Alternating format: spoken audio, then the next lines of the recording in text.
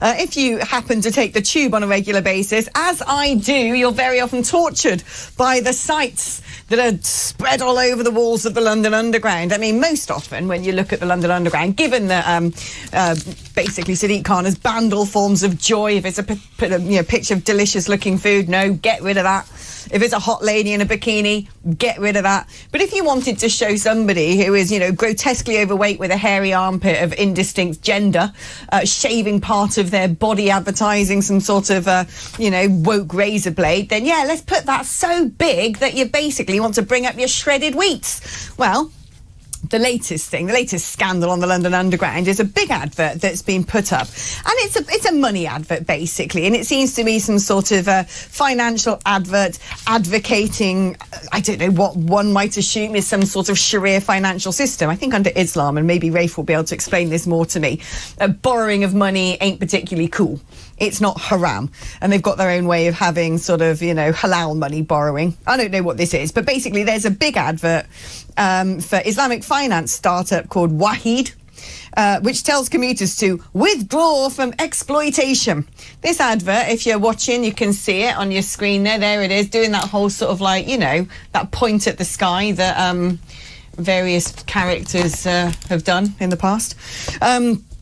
Features a Muslim preacher and a motivational speaker, Ismail Ibn Musa Menk, known as Mufti Menk, surrounded by flaming US dollar notes. One poster featuring Mr. Menk holding a silver briefcase of burning cash alongside text claiming that charging people interest to borrow money was once called exploitation, and this practice had created a massive wealth gap. Now, old Mr. Menk here was banned from entering Singapore after the city-state's Ministry of Home Affairs accused him of promoting segregationist and divisive teachings. He's also banned from Denmark. The Majil Sul Ulama Zimbabwe, an Islamic school with which old Menk is associated, said the ban was based on an inaccurate perception of one of his lectures. Anyway, let's just speak to Rafe Heydel-Mankoo about this, shall we? Because he's an authority on all things cultural.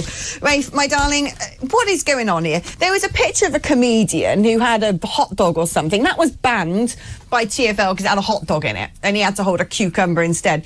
There was an advert for a play. Can't what it was, but on the particular advert for this theatre production was a wedding cake. That was banned because it had a wedding cake on it. And here we are.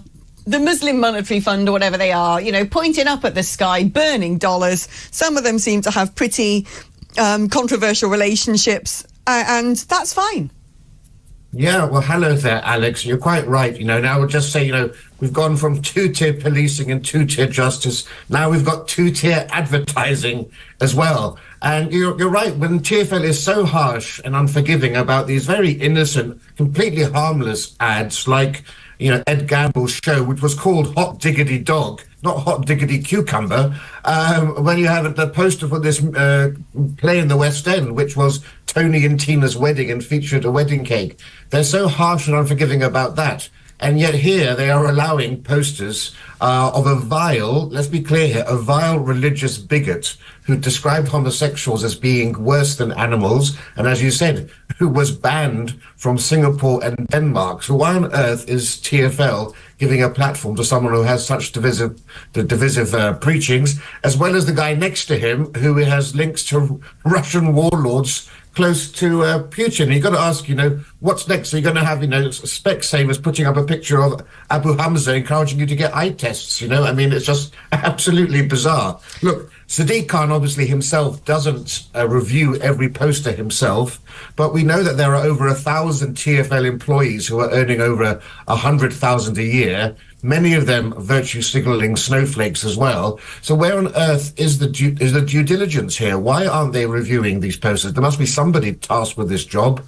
Or is it actually that they are so petrified, by political correctness that they simply can't refuse or reject anything to do with Islam for fear of being deemed racist, even though, of course, Islam isn't a race? as you say, this is about Islamic finance, which if you want to, we can have a brief discussion about. Do you know that I wanted to, actually? I did want to do that, because the thing that look, the poster thing, I'm done with TfL and the posters they allow and the posters they disallow. This one really gets under my skin in a bad way, but equally so do the posters of all sorts of ugly monsters advertising razor blades that I seem to be tortured with on a daily basis.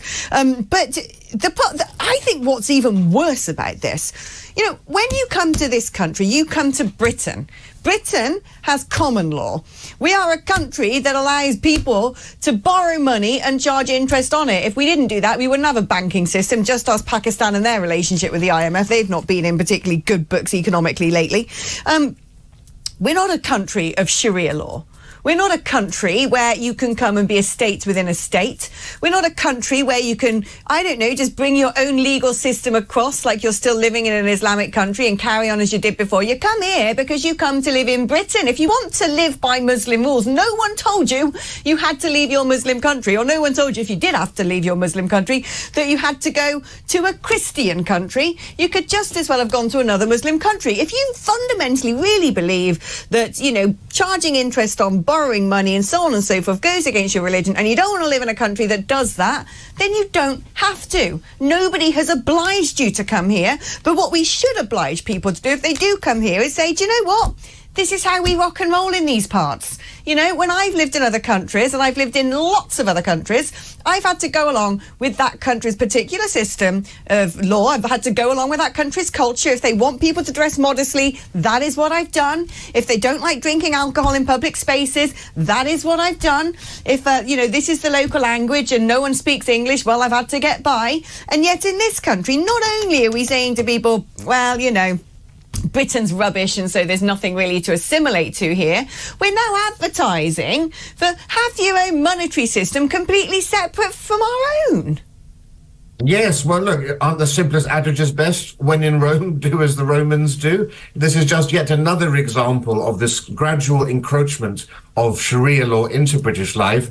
I'm afraid to say this is not a new thing. You know, I worked at Deutsche Bank about 20 years ago, and they also had an Islamic finance section there. There are plenty of banks in the Middle East who will quite gladly engage in Islamic finance. If you want to have an account, you can simply open it there.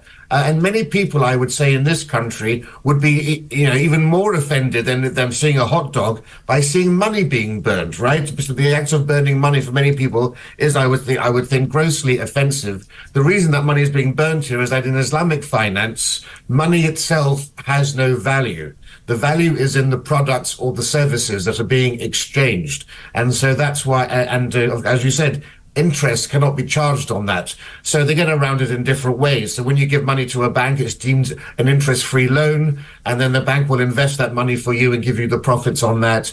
Or they will the bank will buy your house, so you don't have to get a mortgage, and then they will sell the house to you at a higher price, and that higher price, in essence, is the same thing, all right? This is just ways to get around Islamic teaching, but it ultimately amounts to interest, but just by a different name. We don't need it in our culture. This is still a Christian culture. We have an established church in this country. People must remember that we are a Christian country, and this is just another way in which people are chipping down at our Judeo-Christian edifice. Yeah, I mean, I've got no problem if, you know, Barclays and all the rest of it need to have some sort of Islamic, you know, department because they want to do business with Saudi Arabia or whatnot. I mean, we live in a globalised economy and that's how the way the world works. But having something for personal banking being advertised on the London Underground that is a system within a system, I just think is a portent of what's to come.